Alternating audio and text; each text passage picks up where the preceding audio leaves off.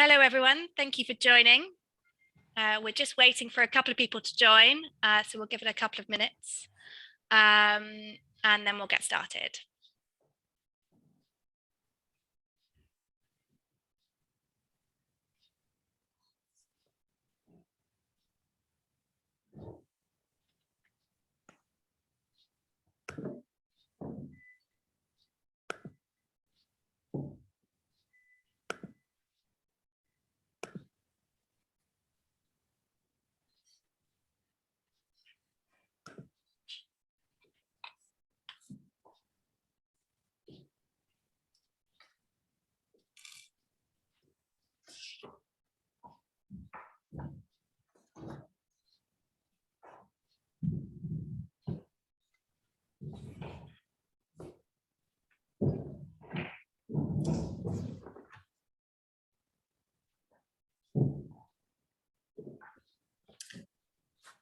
Ellie, can I just check my microphone is working? Because I realised when I share screen, I actually can't see anything. Yeah, that's working, David. Hello to everyone that's just joined. Thank you for joining. We have a couple more people who have signed up to attend, so we will get started shortly, but in the meantime, we'll just wait a couple more moments just to give them an opportunity to join.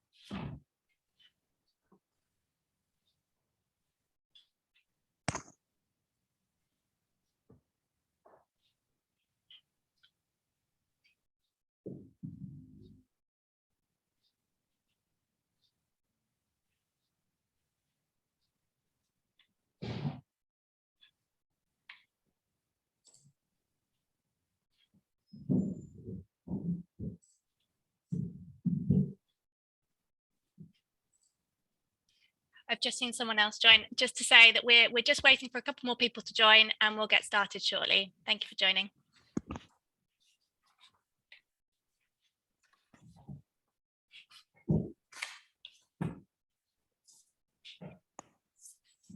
Okay, it's now 5 past, so I suggest we kick off. Thank you everyone for joining this webinar. We've got a housekeeping slide up there and a couple of points that I'll just run through quickly, just in terms of the running order and what the form is for tonight. So worth noting that your audio and video is automatically turned off and will remain off throughout the presentation. For technical help, please do email the 1 Museum Street at London Communications email address, and Sam, who's on the meeting and helping with the tech support, will be on hand, keeping an eye on that inbox, just to see if just to spot anyone that needs any extra tech support, so we can help you out quickly. On screen in front of you, you can see probably just to the side of the presentation, you can see the panelists from the project team. We'll shortly run through some intros. So this webinar is being recorded. You might have heard that when you joined initially, and a copy of this will be uploaded to the website to ensure that everyone that was unable to attend tonight has a chance to watch it back. To give you a brief idea of tonight's running order, we'll start with some intros of the project team that are here, and also then over to David Hills for a presentation. David's from DSHA, the architects, and then followed by a Q&A session, which will provide you with an opportunity to ask any the project team any questions.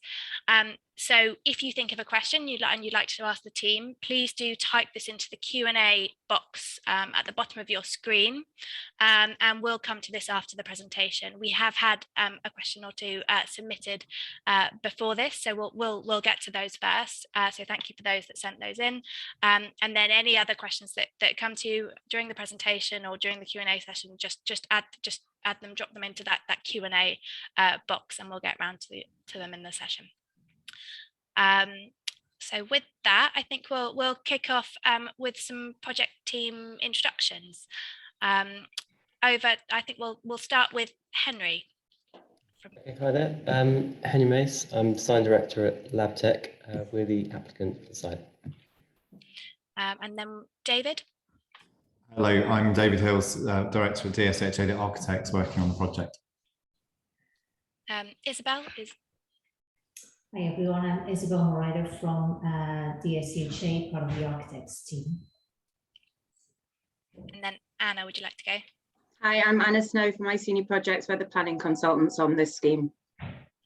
And then lastly, I'm Ellie Tucker from London Communications Agency. So we're helping with the communications and consultation support on this project. And then also he's got his camera off, but also joining is Sam from London Communications Agency, who, as I said, is here to provide the extra tech support and also keep an eye on the inbox and help manage the Q&A chat box and things. So over to David, just to say that the presentation, we have over the last couple of weeks, we've been presenting this presentation to some of the key local stakeholder groups and close neighbours. So this is a similar version to that presentation that's being presented, but now obviously we're offering it up to the wider public, and we've been promoting this through our flyers and adverts and things. And as I said, it will be online on the consultation on the website as well. So with that, over to David. Thank you very much. I'm going to try and keep the presentation to about 20 minutes at tops, I hope.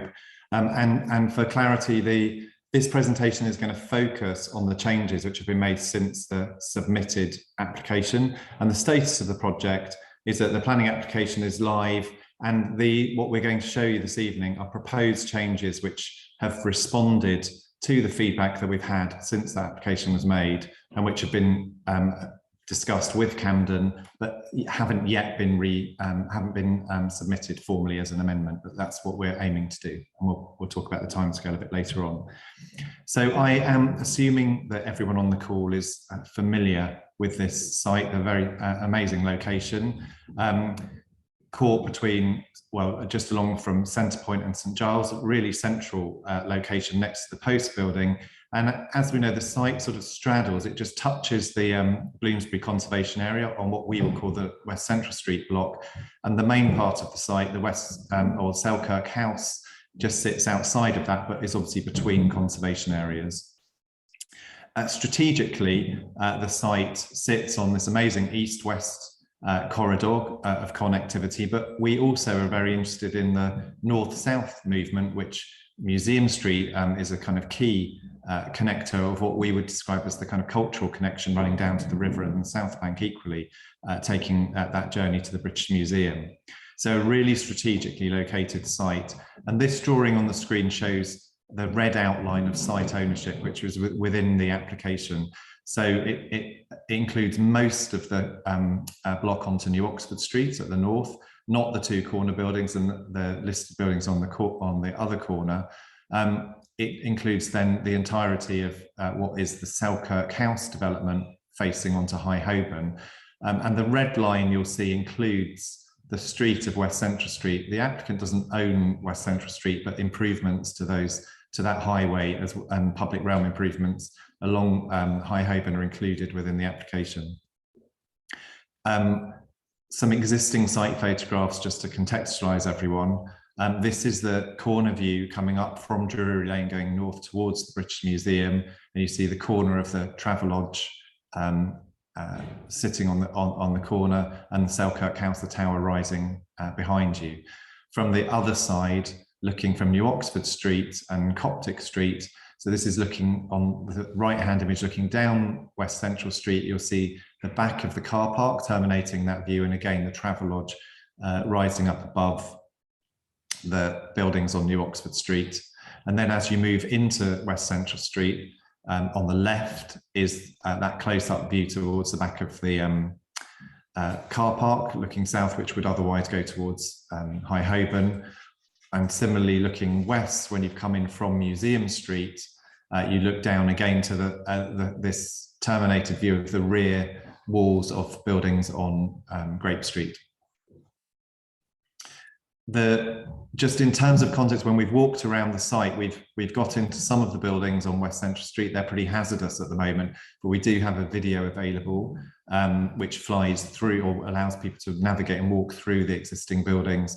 They've been quite drastically altered over the years and through the more recent works to turn it into the zombie experience. It's not very safe to go through, but we do have a full visual record of that.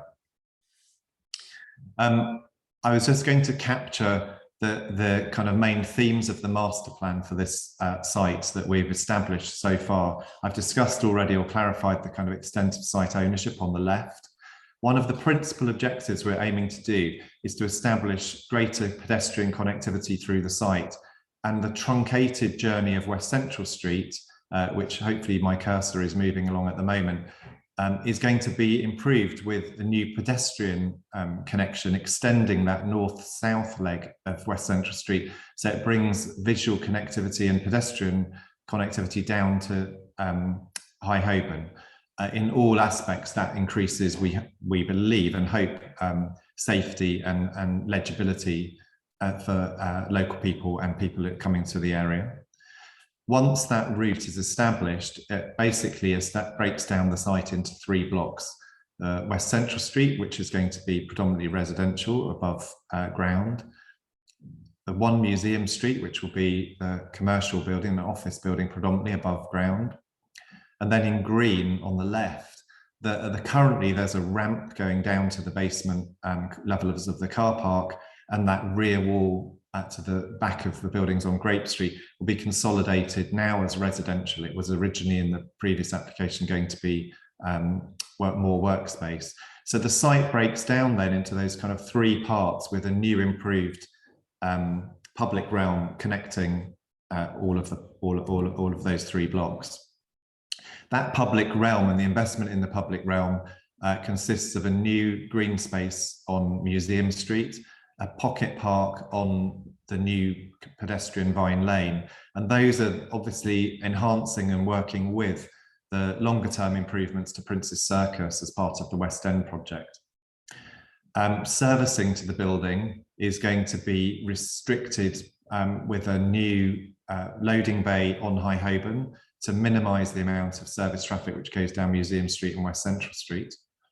And there'll be on-street, there are existing on-street bays which will allow local stops on Museum Street, and then one further round when you travel along West Central Street. The massing, in terms of as we've looked at the design of the building, has always pulled the weight of the building and the sort of height of the building to the southeast corner. So it's building the corner of Museum Street and High Holborn, principally, as I'll explain, to take the views or the height away from the views in the conservation area. So that's the kind of logic. And those, this is the sort of an axonometric view of those 3 parts, looking from New Oxford Street on the side here with the West Central Street block in the foreground, the new development of 1 Museum Street, as I said, the height pushed towards that southeast corner, and then terraces opening up to the west and the north. And then on the right in dark blue, along the new Vine Lane, is a new residential building on High Holborn, and then a residential building completing the Grape Street block. The feedback that we had since submitting the application basically falls into 4 themes as we have been able to sort of appraise them. And there are obviously many detailed comments, but the 4 themes that we kind of categorized and which we'll talk about today, number 1 was about the height of the building and whether it was too high or whether there's anything we could do to look at that. The second point was about the amount of housing in the project. both the amount of housing and then also I guess the proportion of affordable housing within that equation. The third point was mixed feedback actually about the public realm and connectivity, generally support for improvements of the public realm, but questions about antisocial behaviour that exists already and whether or not the new Vine Lane would improve that or make it worse. And a desire to see more response about sustainable credentials of the scheme and questions about why the existing building couldn't be repurposed or reused. So those are the 4 points that we're going to run through quickly, and the first one being the reduction in height. On the screen now is a diagram of the scheme which was submitted. In the red outline. You'll see that the red outline is the line of the existing building, which is approximately 53 meters high, 53.5 meters. And the proposed scheme which went into planning increased that up to 80 meters, which was a 20 stories above ground, so 21-story building, and a height increase of 26 meters. In the negotiations we've had since then, we've looked at taking 2 stories off the building, so it would now be an 18-story building above ground, 19 stories in total, including the ground, and that takes about 6 meters, or just over 6 meters off the height. In terms of the impact that has on the left-hand image on the screen at the moment shows, if you can see on the top, it will show the red outline of what was submitted, and zooming in below that here shows the red outline of what was submitted, and this is the view from Lambeth Bridge, so one of the most critical views.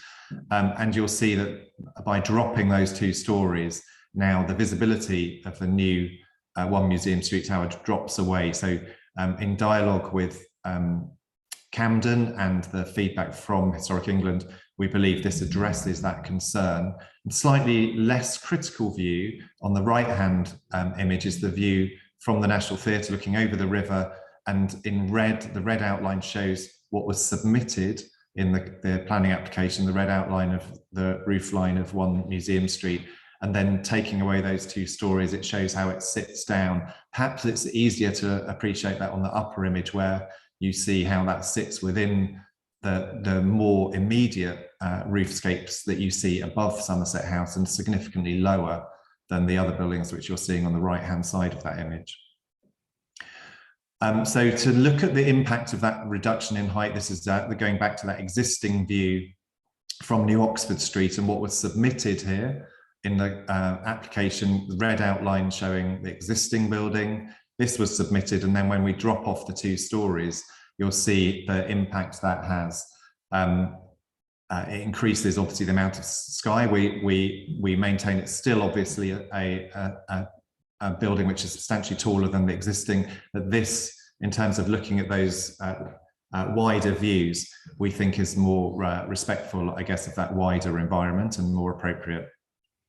Looking at the view from Bloomsbury Way, the submitted scheme, and in the red dotted outline of the existing building, and this demonstrates how the height of the building has been pulled, I guess, to the left, to the south and east corner, to pull it away from the context of the conservation area, and the reduction in height that comes with that in the current proposals. Looking from the British Museum, the existing view and what was submitted shows the proposed One Museum Street Tower rising above that skyline, and the reduction in height then pulls it down, sitting just below the line of the chimneys, which again, in dialogue with Camden, we feel comfortable that this is addressing or improving that outlook. And the view, the existing view looking above the Shaftesbury Theatre from High Holborn, with the proposed scheme, which is taller, a much finer, we think, architecture. And again, that movement to pull it to the south and the east pulls it away slightly from that view, so to open up a more comfortable relationship onto High Holborn. And then the reduction in height in terms of dropping away those 2 stories. The last view we've got is Bedford Square, which shows the existing view with centre point on the left, and you'll just see in this corner here, the existing Selkirk house rising above the roofscape, and this was what was submitted, the building getting slightly slender but taller in that view, and the reduction in height. Clearly you still see this. This is quite an oblique view when you're in the square, and obviously we can develop a series of kinetic views to demonstrate that more fully. So in summary, we've dropped 2 stories in height. In so doing, we've rationalized the floor plans and pushed the core of the building, which is this grey tone, to the west, which has given a much more efficient floor plate. That has allowed in turn the idea of increasing the width of the colonnade, which was one of the points of feedback we had from Camden, that in the submitted scheme, there's a lovely gesture of a sheltered colonnade along Museum Street, but it was 1.3, just over 1.3 meters wide, which they were encouraging us to make it wider. By moving the core back, we've been able to increase the width of that colonnade substantially. So it's now, I think 1.8, just over 1.8 meters. We may be able to increase that slightly further, but that sits much more comfortably as part of the public realm. The shifts that have gone alongside that, you'll see there's been additional articulation to the facades, because in moving the core across, that's increased the width of the building by 1.5 meters roughly on each side. You can see the green is then showing on the upper level. So it doesn't change the size of the building at the ground, but on those upper levels is increased by 1.5 meters. And similarly on the east, that's pulled out onto the, to keep the alignment on Museum Street. In summary, these changes introduce these changes keep all the same principles of the building, i.e. there are the shared terraces on the west and the north of the building, the sustainability and well-being being addressed through both the provision in the building and the enhanced public realm generally, the active ground floor use, which promotes sort of really positive experience at ground level, and the GIA of the building, approximately 22,500 square meters in those floors above ground. When I mentioned about the fact that we've increased the articulation on the building, in the submitted scheme, you'll see that where the terraces exist, there was what we would describe as a sort of crown or a cornice to those levels, which articulate where those terraces are. In the revisions, we have increased the articulation of that to make them slightly stronger, so that as you move around the building, you see those horizontal datum. It also has meant that we've been able to, on those individual levels, it's expressed slightly more strongly with this projection, which mirrors on all of the other floors, which also increases the solar protection and shading that it offers to those floors. On the ground floor, then the layout of the building, which is principally the same, has the main entrance on Museum Street, in green here, coming into the lobby, with a second entrance onto Vine Lane. And then in orange is shown the flexible retail or Class E use to animate all of the corners of the building.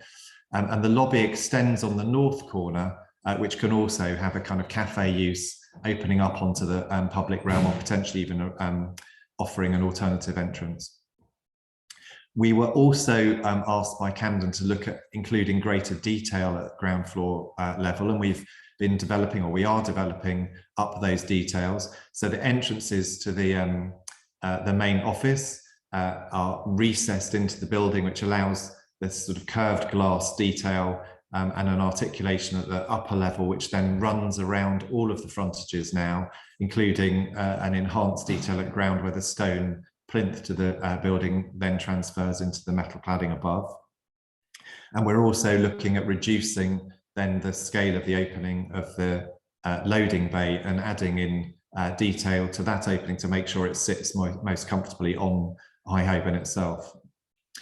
In terms of the residential provisions, the point number 2 was about whether or not we could include more residential on site. And as I mentioned, the big change that we've done is on Vine Lane, the building which I'm highlighting here at the moment, has now been added to the West Central Street buildings and the High Holborn buildings to introduce an increase in housing overall. And Anna, at this point, maybe do you want to speak over these slides?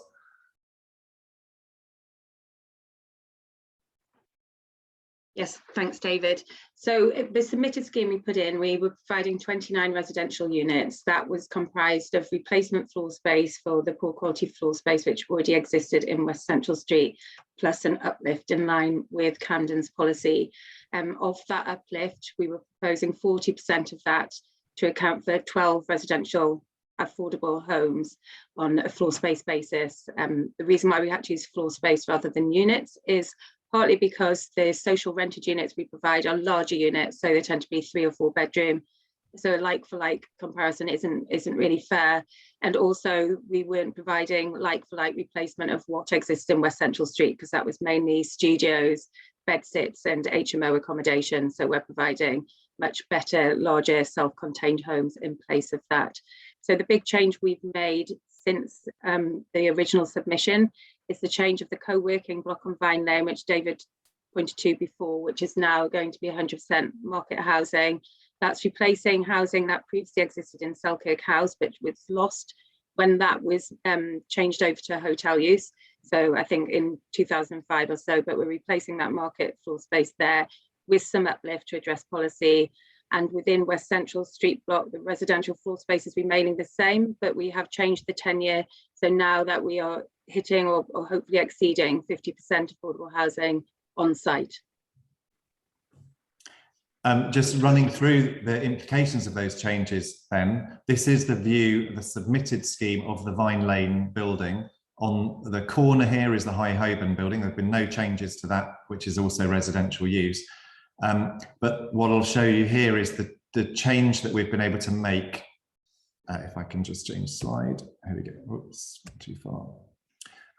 The change from on Vine Lane to move from commercial to residential has allowed us to improve the massing slightly. The floor to ceiling heights are lower, and on the right hand image you can see the red dotted line of the submitted scheme, and you'll see how the building's pulled down in height slightly as it moves towards the existing buildings at the north. This has allowed us to introduce a residential building which has a shared roof terrace and courtyard access at the rear, which improves then the outlook from the existing adjoining buildings. The configuration of the building, as Emma mentioned, this is predominantly 1 and 2 bedroom units. This will all be market accommodation, replacing the service apartments which were on the top of Selkirk House. They do all have dual aspect with terraces onto Vine Lane and then an outlook onto the courtyard space behind. And the views that go with them mean that this also then adds in an additional residential entrance onto Vine Lane, which responds to that idea of making sure that space is active and has continual movement in it to improve safety and so forth. The view then, when you look down West Central Street, on the right hand side is that existing view looking to the rear wall of the Grape Street buildings, which will now be presented with active frontage of retail use at ground floor, residential entrance and the new apartments above. And seen coming from Museum Street, the buildings on the right, there again, there are no changes to the architectural proposals on the West Central Street block, but you'll now see the residential context at the end of West Central Street as well, consolidating that. And as Anna mentioned, what we've been able to do is increase the proportion of affordable housing. In the submitted scheme, there was a kind of, the ground floor level came into a shared courtyard. It had private accommodation on New Oxford Street, and then there was a mix on West Central Street of private and affordable, which has now become entirely affordable on West Central Street. An additional affordable unit onto New Oxford Street, and then on the upper floors only of New Oxford Street are the private accommodation, and the balance of those is more appropriate for the private accommodation because we're retaining those existing buildings, and it's obviously limited in terms of the floor area and compliance that it can have to provide decent accommodation, whereas on on West Central Street, all of that accommodation is really high standard spaces that are laid out in accordance with the London plan. This is the view, unchanged again then, of the courtyard space at the centre of that block. And again, no changes to the building on High Holborn, which is the final residential building, which sits along and lifts up and makes that kind of corner in dialogue with those other articulated corners in the local area to take you down Vine Lane and encourage movement through that street. I'm going to try and speed up just because I realize I've taken up the 20 minutes already. Public realm, again, principally there's no changes, substantial changes in the public realm, because the overall diagram of the site hasn't changed, but it has 4 characters. High Holborn itself, which we upgraded, the cycle stands be relocated to work more consistently with the proposed building. Substantial upgrade to the planting and new trees alongside the retained trees on Museum Street. In orange, West Central Street will be upgraded to be pedestrian and cycle priority. Still allows vehicle movements obviously to run through it, but it becomes a much more comfortable street. And the pedestrian area of Vine Lane, the new connection, is shown in red. Along then with a sort of almost repeat, but showing as well as the ground floor active uses on Museum Street, we then have retail use along the new Vine Lane building, and then retail use at ground floor level throughout the West Central Street to really provide a lot of active frontage along those streetscapes. And that's the view existing and proposed, the new public space on Museum Street itself. The scheme overall is aiming to be car free. Obviously, we're removing the existing car park. There's exemplary cycle storage and cycle facilities in the basement of the building. And then the next point, or the last point really, in terms of talking about, is the sustainability issues that have arisen from questions about why we can't retain the existing building. We did carry out with the team, and obviously there's a full consultant team, including structural and sustainability consultants, looking at this. And just to explain the kind of constraints, I guess, we were faced initially, the diagram on the left shows the context of Selkirk House. Number 1 in green at the bottom of this image are the post tunnels, which obviously restrict where we can put any loading, and the existing loading is critical to the post tunnels themselves. Number 2 is the low plinth block of the entrance floors of the hotel itself, which sits alongside number 3, the car park. The car park has ramp slabs running up its entirety, so can't be reused for anything other than vehicle use if it was to be retained. The main body of the hotel is on a very tight column grid of just over 4 meters by 5 meters. Designed originally as offices for Trust House Forte, when I think in the days when it was built, it was very much about individual cellular offices for an executive plus a secretary, which isn't suitable in terms of the restrictions of that column grid for any contemporary use of office. It also has relatively low floor to ceiling heights, which are just over 3.1 meters, which when that translates with servicing would introduce a usable floor to ceiling height of 2.4 meters, 2.42, I think, just over 2.4 meters. Again, that wouldn't be compliant for either residential use. It doesn't meet or get close to the standards expected for a BCO compliant office scheme either. So there's a lot of restrictions in the main body of the building, and in green on top, the serviced apartments are actually built with shear walls. So this is on a 5 meter grid between each apartment. There are solid concrete walls running through.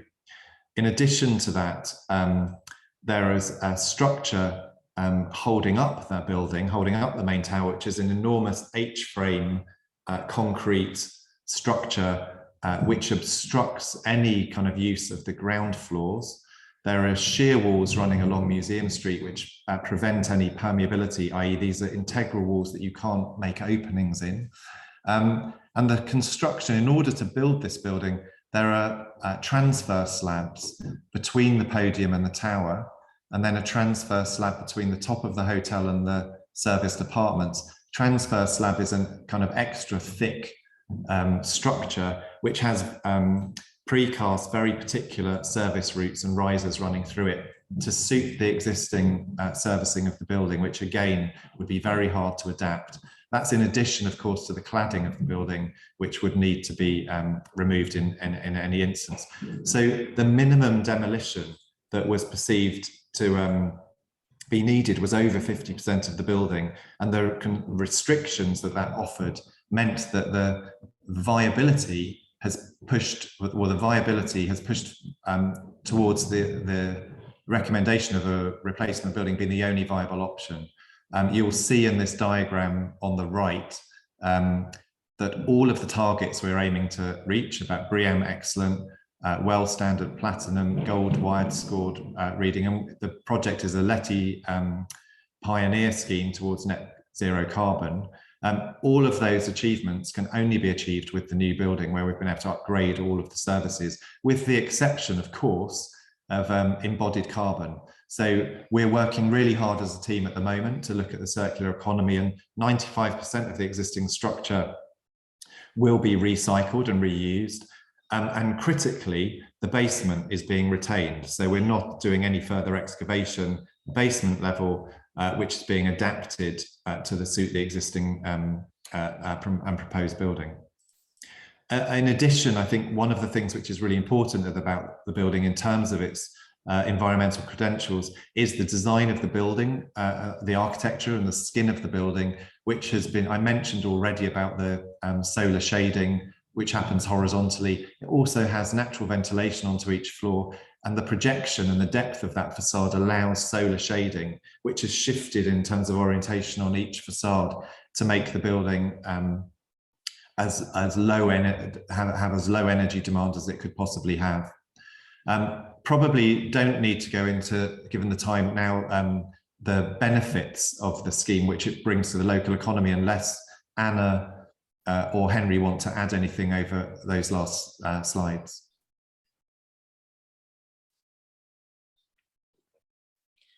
The only comment I have on these is they will need to be recalculated to take account of the revisions to the scheme, but they will go up rather than down due to those changes.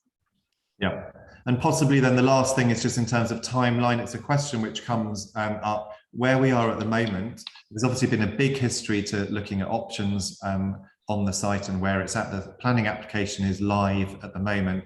We're aiming to get the planning application resubmitted by June for determination this year, and all being well then, that would introduce a 4-year building programme, including demolition.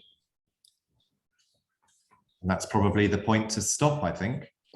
Thanks, David. I was just going to add on the next slide as well, just to note that we have got a couple of upcoming in-person exhibition events as well. So the first is on Wednesday the 6th of April, and the second is on Saturday the 9th of April. So those are we're hosting them actually in the car park of Selkirk House, so actually within the bottom of the building. And again, you've got, David mentioned that timeline, just a reminder of that timeline, but also that you can get in touch with us both through that email address, the free phone number, and all those details will be are online, and this presentation, this webinar will also be online after this. So with that, we're going to hand over, kind of pass on to the Q&A section of the night. We've had a pre-submitted question in. The first is from Peter, which I will read out as he sent it in. Why would it not be possible to use the existing hotel and residential floors for the new use proposed?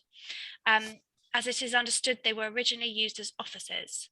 So that's a question from Peter. David, I appreciate you've just been presenting, but over to you possibly to answer that one. Yeah, I mean, I think I touched on that in the presentation itself. The the design of offices in the 1960s was an entirely different beast to the flexible offices that we're looking at providing now. So the design of the building is designed to be future-proof, to look at how the building can be adapted with the most flexible office layouts, which can be subdivided or kept open, which is of great demand at the moment. The benefits of the office floor plates is that it has relatively shallow depth, so it has great daylighting. It provides an really appropriate modern office accommodation to suit the future demands that we anticipate on the site. And the restrictions of the existing building, as I said, are both in terms of floor to ceiling height and the grid columns, would mean that you couldn't actually use any contemporary office standards and layouts to rework that building. That's not to say, of course, you couldn't come up with something really imaginative and bespoke for a very particular use, but unlikely on the levels of the scale of the building to be at all viable. And in terms of resurfacing or repurposing it, it's totally restricted, as I said, by existing penetrations that exist through those transfer slabs, which mean that adaptations are again really limited to bring through new use. The last point probably is about circulation, meeting contemporary standards, current safety standards. There wouldn't be enough lifts in the building. We would have to add, in addition to the changes that I already described to the existing building, we'd probably have to re-core the building and somehow bring in additional cores. It's almost it's very, very difficult to kind of take those existing core locations and make a viable office or commercial use in that space because of how it works with the circulation. So together, all of those restrictions really have very limited opportunity for repurposing it back in the format of an office building currently. Thanks, David. So we've got another question here from Andy. Has the office floor area reduced? Perhaps Anna, could you come in there?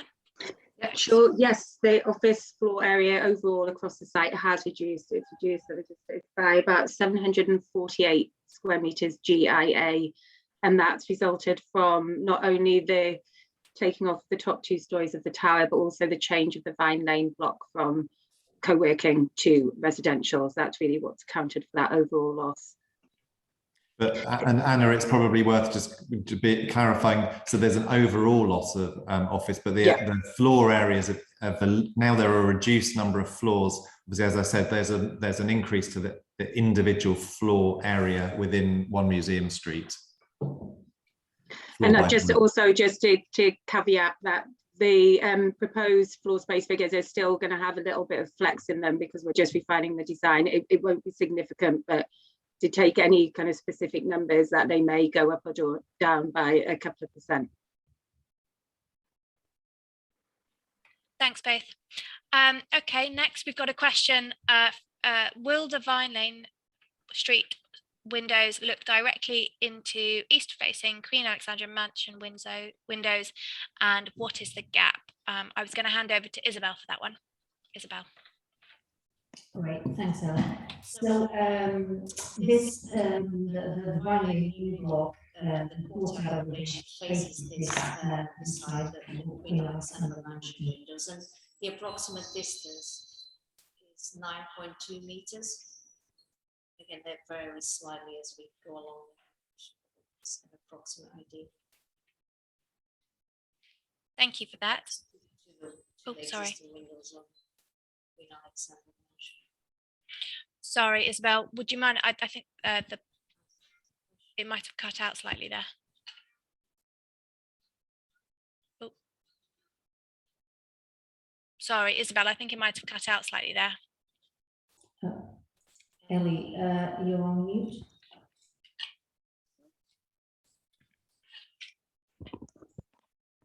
If you know it as well. Can you hear me now? Yep. Ah, perfect. Sorry, Isabel, I think you might have cut out slightly there. Would you mind just repeating that last bit? Yes, I was saying that the approximate distance between the new windows to the existing windows on the Queen Alexandra Mansion it's 9.2 meters. Perfect, thank you. Okay, next we've got a question here from Neil. Neil, will the existing wall at the rear of QAM Grape Street, so I think that's Queen Alexandra Mansions Grape Street, which is to be consolidated in the new residential use on Vine Street, be a wall that is retained? Possibly back over to David or Isabel on that one, possibly. Yes, we're retaining that existing wall. There's obviously new landscaping going into the kind of courtyard space that we're making, but the existing wall retains. So there's another setback on the other side of that wall. Thank you, David. Okay, next we have a question on daylight. So this is a question from Andy. You say that daylight to improve occupant well-being will be maximised. He says surely it's minimised. Will daylight be reduced? I suppose who's that a question for? Possibly Anna or David. David, I think this might possibly be yours. I'm not sure what part of the scheme this was referring to in your presentation. Is it the office floor space or? There was my doubt as well. I'm not sure if this was referring to the new office or just or existing. Yeah, it's not clear. That was a question from Andy. Andy, if you do want to follow up over email, we'd be happy to provide some more detail for you.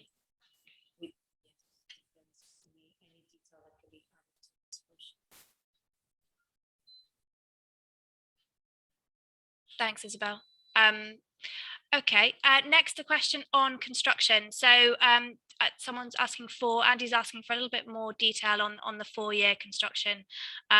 So he's asking, how will vehicles get to Grape Street? So if there's any more, maybe over to Anna's, just some more details on the kind of servicing and kind of general construction management plan. Yeah, so we have prepared the transport consultants have prepared a construction management plan and a servicing management plan to address both the demolition, the construction and the occupation parts of the scheme. We're aware that with the West End project that the only access to Grape Street is from West Central Street, and so that has been taken into account in the way that the construction will take place and the demolition, because we obviously have to ensure that access can be kept to Grape Street during that time. Thanks for that, Anna. So I've got a question from Erwan. First one is about vehicular access. So will there be vehicular access to Grape Street via the new Vine Lane, as that is the way traffic is permitted to flow at the moment? So again, I think that's about vehicular access and to the building. Yeah, I'll come back to that. So Vine Lane, whilst it follows the path of West Central Street, is a pedestrian only route. So the vehicles will continue to track in the way that they do at the moment, which will be up Museum Street and through West Central Street and down Grape Street. That won't change. Great, thanks for that, Anna. Okay, another question here from Owen. Can we please see the view from Drury Lane? Do we have that as part of the pack, David, or? It's not part of this pack, but we've been asked for it separately, I think, in one of the other presentations. So we've included an image. There is an image of it in the planning application. We will update that and make that available. Great, thanks for that. Okay, and then lastly, we've got another question here. Why is it not the same height as the post building, which was financially viable? So I suppose it's comparison there with the post building. Possibly back to David on that one. Yeah, I'll certainly start that off. So the design responds obviously to the height of the post building. So the datum that you read on our elevation picks up that in terms of its contextual setting. The viability question on the post building, as I understand it, is entirely different to the situation at One Museum Street in terms of the floor plates of the post building. If you look at them, are absolutely enormous. So it's an entirely different type office provision, which is why it works so well, because it provides a kind of mix of offers to completely different types of businesses in dialogue with the post building. But the comparison is just is not one where you can just say that height works. It's because of actually the area is just so much bigger in the post building than in One Museum Street. Thanks for that, David. I'm looking at the questions here, and I think looking at the list, we have answered all of these, with the exception of one, which is quite a specific one, and we may need to come back to him with more detail to offline. And that's Anna's shaking her head. No, yeah, sorry. Sorry, no, we should. Is this a question on the percentage, the floor space? Oh no, it wasn't. Sorry. Oh, sorry. We can get to that one. Actually, Anna, would you like to answer? Sorry, I hadn't spotted that one. Would you like to answer that one?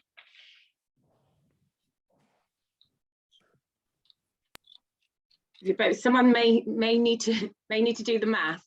But if I tell you what the proposed floor space is and what the proposed for the commercial and proposed residential, and then the comparison can be done between. So the proposed total floor space is 24,289 commercial and 4,403 residential. That's square meters GIA. Just to give you context, the existing commercial floor space on the site is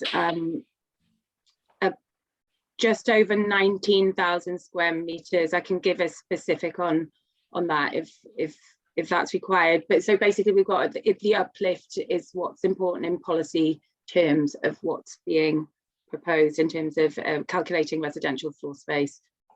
Perfect, thanks for that. And I've just spotted that question. Sorry, that I'll read that out now. So that is what is the precise proportion in percentage on the whole site between office and residential? So hopefully that should have answered that question.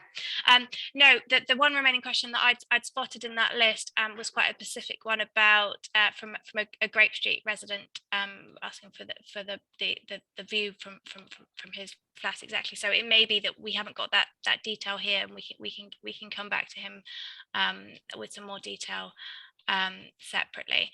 I've just got one more question that's just come in, sorry, one from Owen.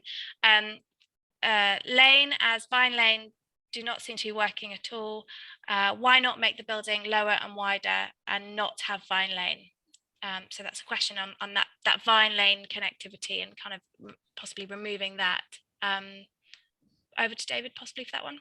Yeah, I mean, it was one of the principles that was discussed in terms of aspirations, both from ourselves in terms of urban design principles, but also in dialogue with Camden about improving safety and permeability at ground floor level. So at the moment, the dead end of West Central Street, coming from both coming from New Oxford Street and coming from Museum Street, is obviously a hostile condition, and there's lots of antisocial behaviour there at the moment.